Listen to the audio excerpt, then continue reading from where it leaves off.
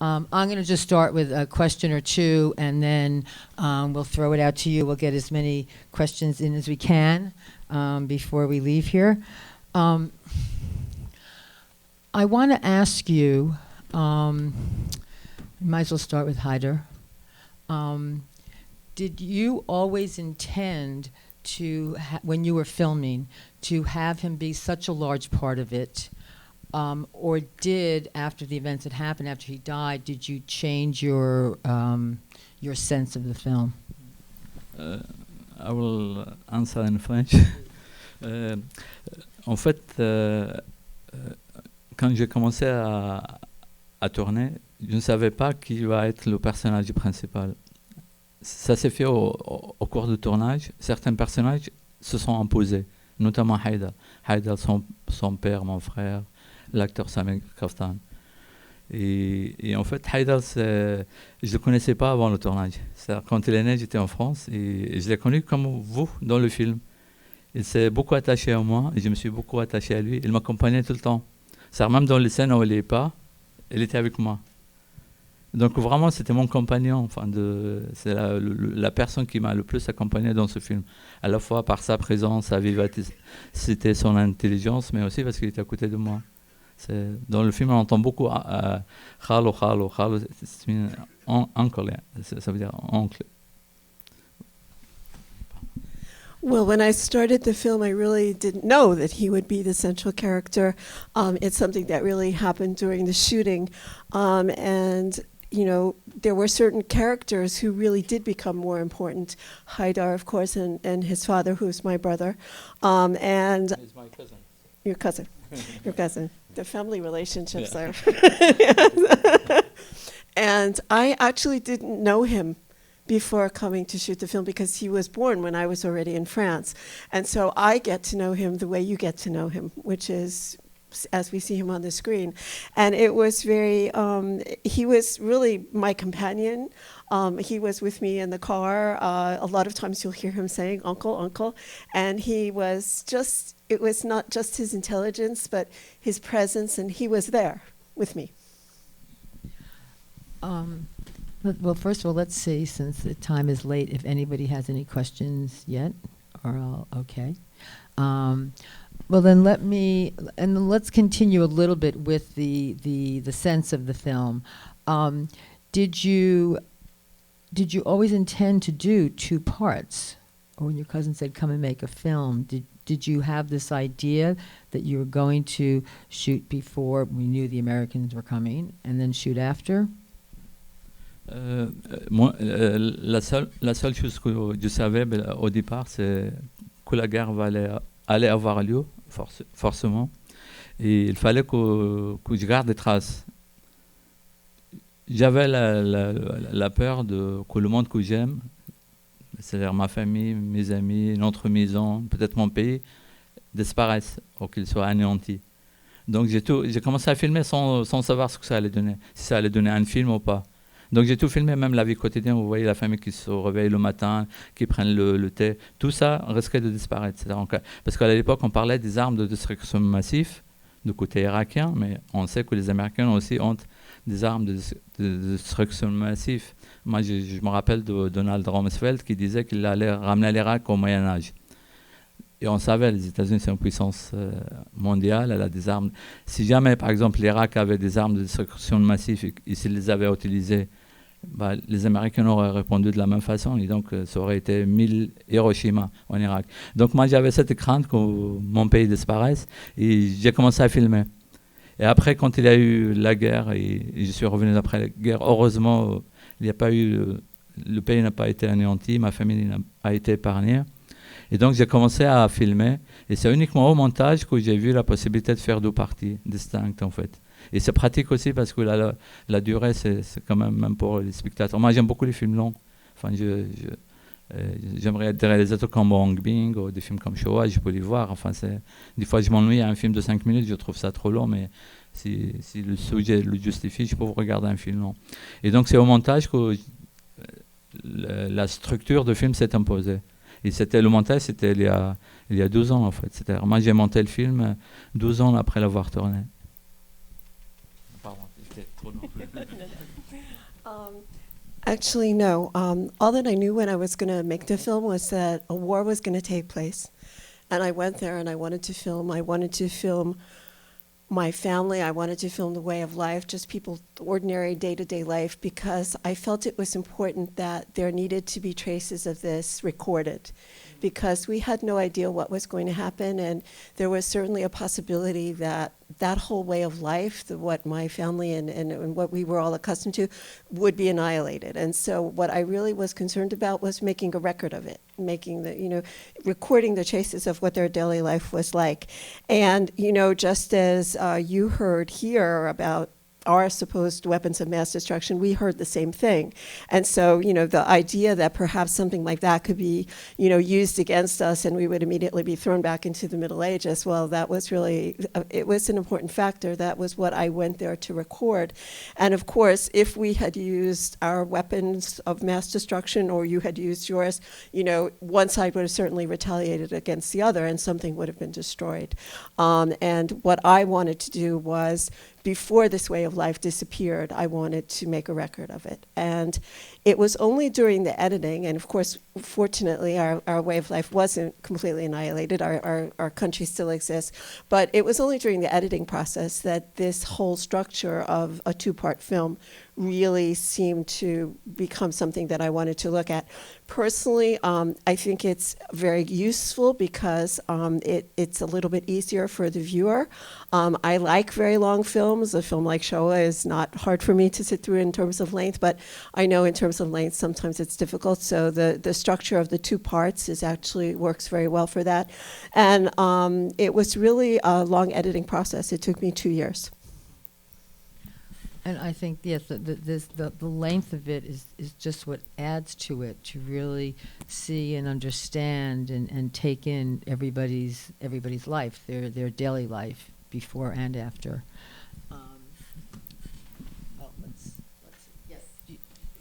And I'm going to repeat the questions because of recording. Do you have any intention to go back to Iraq again to film some more at this point?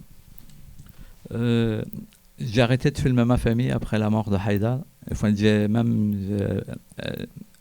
y a une question qui se pose, pourquoi avoir fait le montage, commencé à faire le montage en 2013, c'est-à-dire il y a 12 ans, alors que j'ai tourné en 2002 ou 2003. En fait, c'est la...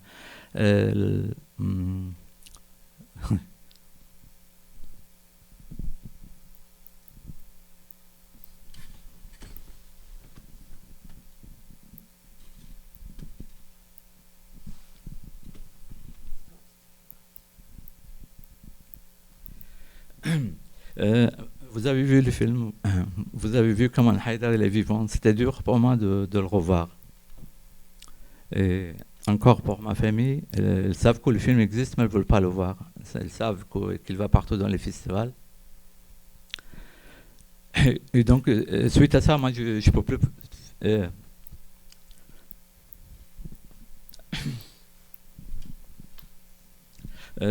ne peux plus filmer ma famille parce que j'ai peur.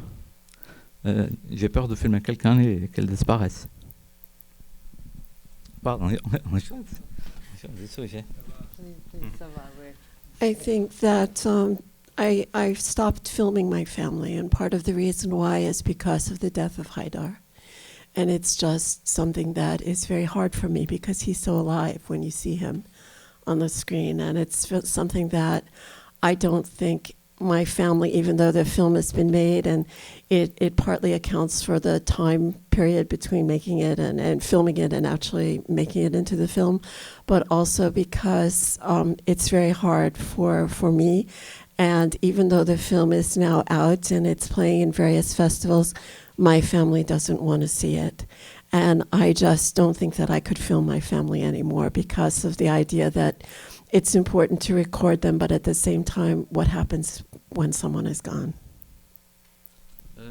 Pardon, moi j'ai filmé après ce film. Enfin, ce film, je l'ai tourné en 2002-2003, mais en 2008, j'ai fait un film de fiction qui se passe en Irak, mais je l'ai tourné en Égypte.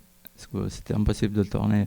C'est rarement, je veux toujours, j'ai des projets, je vais tourner en Irak, mais pas avec ma famille, pas avec des... Enfin, j'ai un projet documentaire sur Baghdad, la ville elle-même, une journée de la ville, du matin au soir. Le même principe, c'est-à-dire je choisis des personnages, ça peut être un policier, etc., un cafetier, mais je veux plutôt filmer des gens qui me sentent proches, en fait. C'est presque l'inverse. Je voulais filmer pour garder des traces, moi j'ai peur, en fait. Voilà. J'ai un projet de film de fiction aussi, mais sur l'Irak, mais le personnage principal, c'est une journaliste française qui se fait enlever en Irak. Voilà, c'est un peu... Je prends mes distances. Actually, I have made another film since I did this in 2008. It was a film about Iraq, but it was actually filmed in Egypt because it's really very difficult to film, if at all, in Iraq right now. And it's certainly not something that is with my family. I'm almost now taking the reverse of what I wanted to do before, which was recording the traces of people to preserve that, to really now just focus on fictional characters. Although I am working on a film about a journalist who was a French journalist who was kidnapped in Iraq. Okay, thank you. Excuse-moi. Excuse me. No, please. Yes. Do you have any optimism for the future of your country? I am very pessimistic for the 10 next years. La ville à la campagne, la ville s'appelle Heath. C'est une ville paradisiaque et certains historiens situent même le jardin d'Éden dans cette ville qui se trouve sur le fleuve l'Euphrate, non loin de Babylone.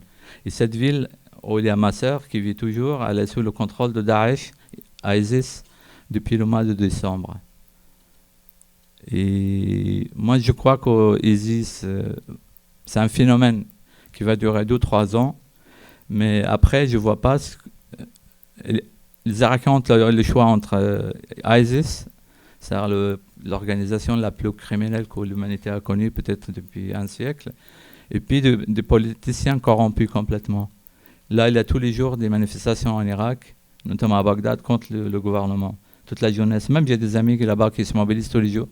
Mais le problème, c'est que la jeunesse, elle n'a pas le moyen de changer le pouvoir. C'est un peu comme le printemps arabe.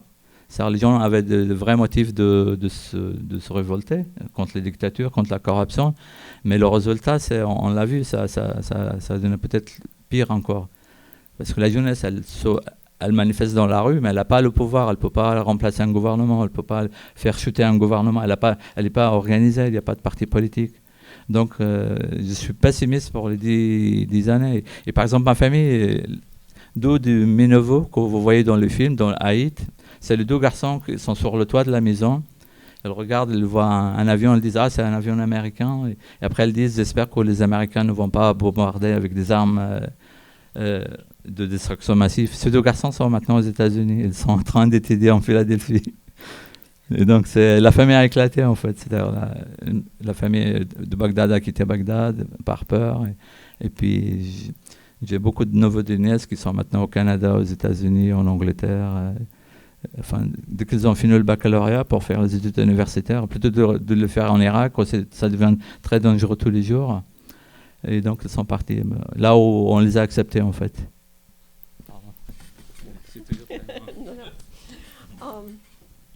Actually, the city that you see where they go in the country, the city of It, this city my sister still lives there, and this is a city that is famous for its gardens. In fact, perhaps it's the legendary place where the Garden of Eden was not far from the city of Babylon.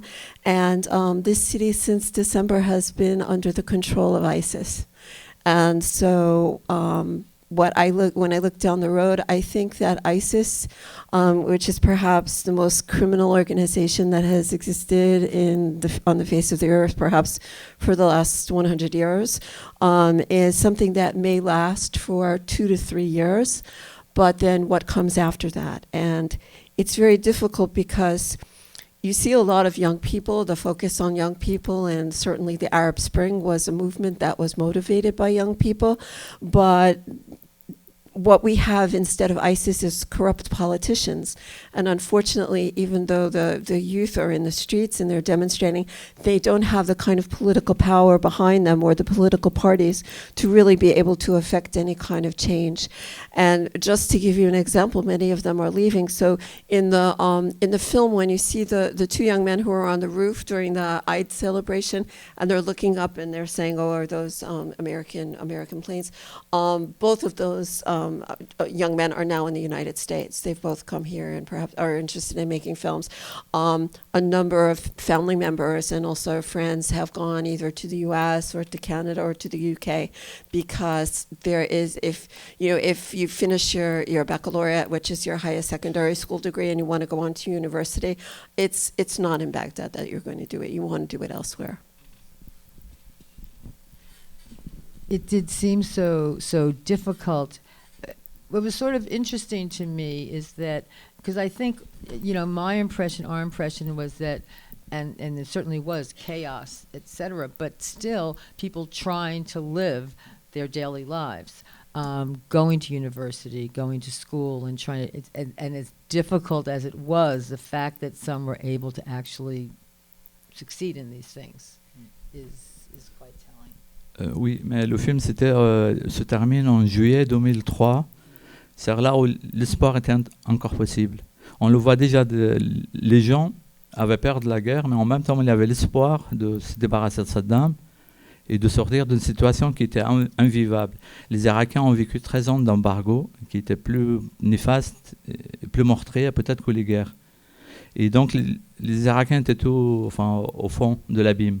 Donc, qu'est-ce qu'il leur reste? Sinon, l'espoir de changement. Et on le voit, il n'y avait pas d'hostilité aux Américains au début. Enfin, dans le film, il y a même des scènes de fraternité. Les étudiants qui ont leur diplôme, ils vont se photographier avec les soldats américains. C'est-à-dire, là où la situation aurait été vraiment tout différente si les Américains n'ont pas commis quelques erreurs majeures. La plus grande erreur, c'était de dissoudre l'armée. C'est-à-dire qu'ils ont renvoyé des centaines de milliers d'hommes au chômage dans un pays où il n'y avait plus de travail. Et ces hommes, c'était des chefs de famille, il fallait qu'ils nourrissent d'or. Donc certains sont devenus des insurgés, des terroristes, des bandits. Certains sont maintenant, c'est eux qui dirigent même, parce que ISIS, c'est formé par les anciens officiers de l'armée irakienne.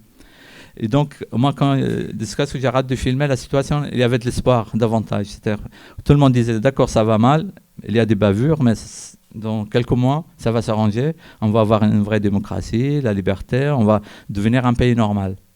Or, on sait maintenant ce qui s'est passé, c'est-à-dire, on est allé de pire en pire. Je ne sais pas si ça répond à votre question. This film ends in July of 2003, and I think at that time it was still a time when hope was possible. There was this idea that now that that the war had started, and maybe it would be possible to get, if we got rid of Saddam, things would get better. Remember, we had gone through 13 years of embargo, and the Iraqis were really at the lowest point. They were really at the bottom of the abyss at this point, and everybody thought, or people thought, that things would get better, that there was a possibility that things could get better. And I didn't show a lot of scenes with Americans in the film. There are a few you see in the beginning where there is some fraternization between the soldiers and the locals, but I didn't focus on filming the American soldiers. But I think that Iraq would be a very different place if the Americans hadn't made some very serious mistakes once they came. And among probably the most important of these mistakes was the fact that they dissolved the army. And in dissolving the army, they immediately put, thousands of men out of work in a country where there were no jobs available. And so you had all of these people who were now needing something to do to make their lives possible, to earn a living. And so some of them may have turned to terrorism, some of them may have turned to banditry, but this was a real problem. And so for those who turn to terrorism, you know that ISIS is really an organization that began, or that was started by some former Iraqi military officers. But I think that in this film, we're still seeing at a point where there was some hope that maybe there would be some change, at least for the short term. before we end, I'm just going to continue on what we were talking about, because it's almost like there's nothing more to be said, but I just want to ask one more question. I want to talk.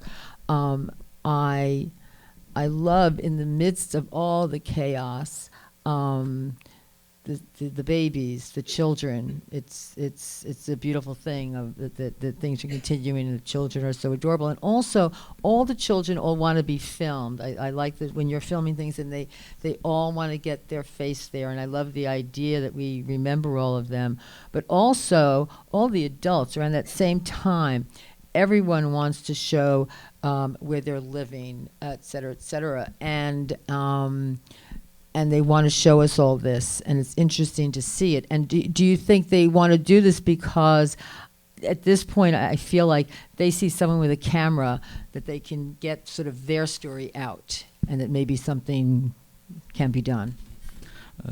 Il y a deux choses, enfin deux réponses. Les enfants, enfin je ne sais pas comment ça se passe dans d'autres pays, mais enfin je crois que dans tous les pays du monde, les enfants aiment les caméras. Quand ils voient une caméra, elle vient, ça les attire. Et les Irakiens surtout, je ne sais pas, peut-être parce qu'ils n'ont pas l'habitude de la caméra, ils pensent que si on les filme, c'est qu'on les trouve beaux. Et des fois, on me dit, moi, bon, c'est des choses que je ne garde pas en montage. Généralement, quand je veux filmer quelqu'un, je lui demande son autorisation. Et la première chose qu'ils me disent tous, c'est pourquoi tu me filmes, j'ai rien de social. Ils pensent donc qu'il faut, on filme que les gens intéressants, aux beaux, aux riches, enfin les stars. Donc pourquoi un boulanger, ou même quelqu'un de très pauvre, on vient le filmer. Donc il y avait ça, c'est-à-dire d'abord l'étonnement, là je parle des adultes, d'abord l'étonnement que quelqu'un veut les filmer. Et une fois qu'ils ont compris ma démarche, ils l'acceptent. Parce que peut-être qu'avec un étranger, ils n'auraient pas réagi de la même façon. Ça, ils me font des sourires magnifiques. Et ça, ces sourires, je ne crois pas qu'ils les auraient fait à quelqu'un d'autre. Ils ont confiance en moi, en fait. Je ne sais pas, ça se devine. J'ai beaucoup de tendresse pour eux. Parce qu'en fait, le fait d'avoir été privé d'Irak et d'être éloigné, du coup, je les vois, je les trouve beaux. Ils ne se regardent pas comme ça. Donc, et on dit que la beauté, c'est dans le regard de celui qui regarde. Donc, moi, je les trouvais beaux, je les ai filmés, et quand je les regarde à l'écran, je les trouve beaux aussi. Alors, peut-être que je suis subjectif. Et puis, après la guerre, il y avait ce besoin de parler, de raconter ce qui s'est passé avant, sur Saddam. On ne pouvait pas le parler. Donc, les gens sortaient les photos de leurs disparus. Et voilà, c'est mon frère, c'est mon oncle, c'est mon père. Il y avait donc ce besoin de parler, et moi, j'arrive avec une caméra, et ça n'a pas... Pourquoi? Enfin, je ne leur ai pas expliqué pourquoi. Bon, ils pensent que c'est pour la télévision. Alors, souvent, on me dit que c'est pour Al Jazeera. Voilà. Et donc, ils avaient besoin de parler aussi. Alors, pour raconter le passé, et aussi pour se plaindre de présent. C'est-à-dire les gens qui ont eu les maisons détruites par les bombardements, ils voulaient faire passer leur voix. Enfin, moi, j'étais leur porte-voix, en fait. C'est comme si je leur donnais un micro pour parler. Voilà. Just to answer the part about the children first, I think this is true of children everywhere. They're just attracted by the camera. They love the camera.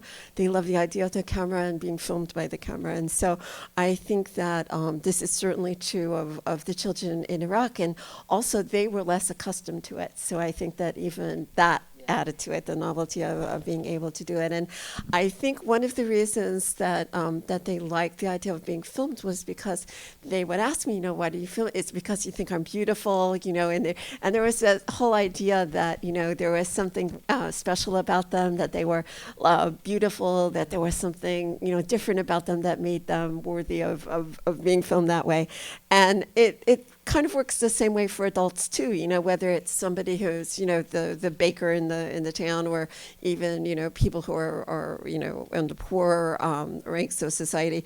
They would, the same thing was like, why is it that you want to film me? Is there something special about me? And I think that maybe it's because I'm from there, and maybe it was because they saw how I approached them, and I always asked their permission before I would film them, that they were willing to do so. So I think that that may account for that because, you know, for me, I approach them with a great kind of tenderness, and it's something that I feel, especially towards the children, and I think that was reflected back to me in the way that they were before the camera. But maybe that's just something subjective on my part, I don't know.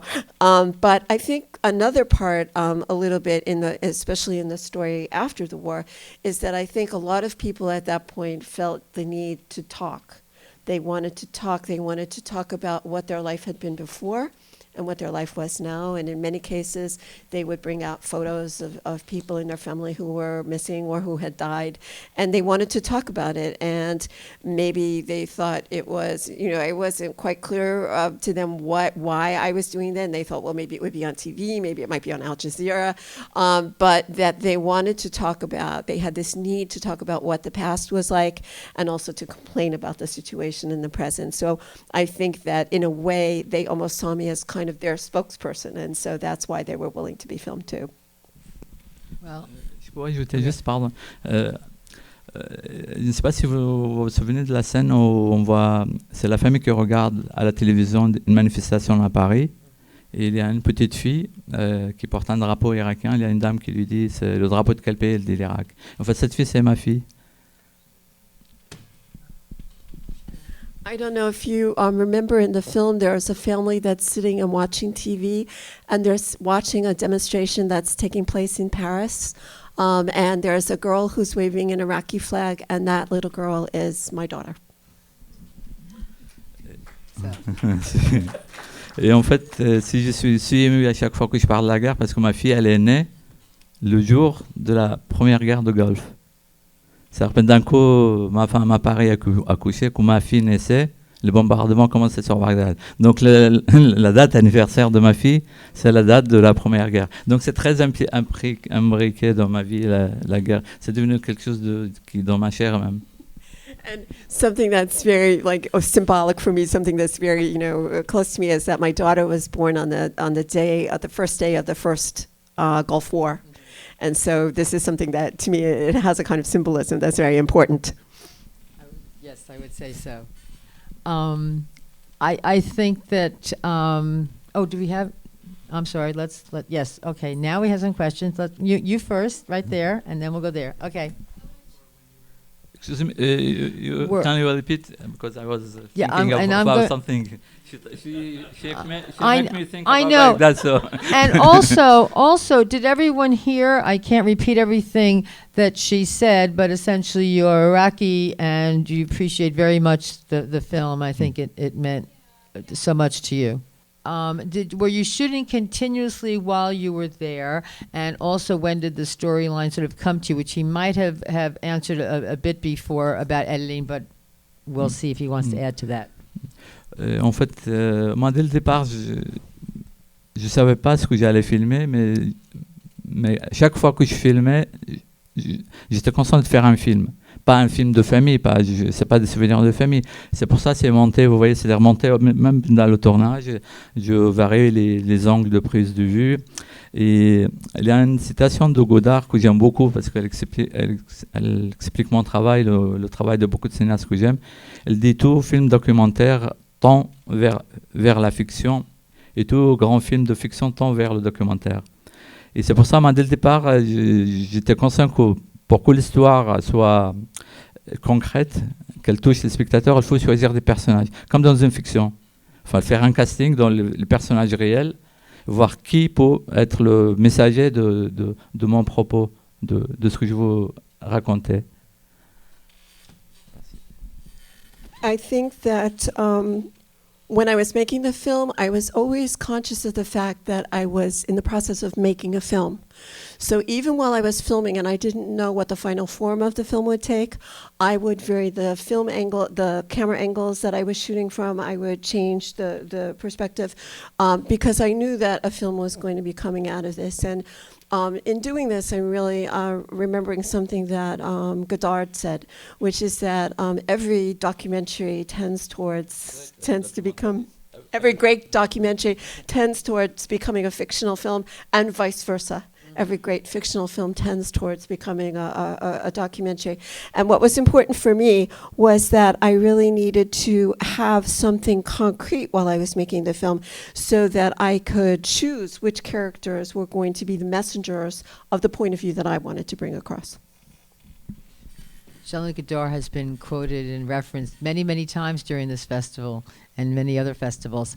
And I do want to make sure that everyone gets their questions answered before we depart, because you all deserve to have that. I think, okay, I have to say, and as you say, it was very personal to you, and you said it was not just about you and about Iraqis, but it was about us, and I truly felt that. And I so appreciate the heart and soul and what you and your family did and gave us. Thank you very, very much, Abbas. Thank you very much. Thank you, everyone.